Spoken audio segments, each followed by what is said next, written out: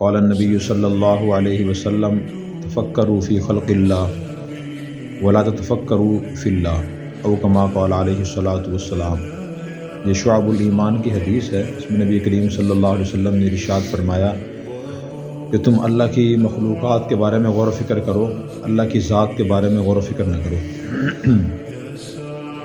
تو اللہ کی مخلوقات میں بہت ذرا مخلوقات ہیں، اور خود قرآن کریم میں اللہ تبارک و تعالیٰ نے رات اور دن میں غور و فکر کا حکم فرمایا۔ رات قدرت کی نشانی میں سے ایک عظیم الشان نشانی ہے، اور وہ کئی اعتبار سے ہمارے لیے نشانی ہے۔ قرآن کریم میں اللہ نے فرمایا کہ اللہ تعالیٰ نے رات کو تاریک بنایا اور دن کو روشن بنایا ہے۔ تو رات کی تاریکی قدرت کی بہت بڑی نشانی ہے۔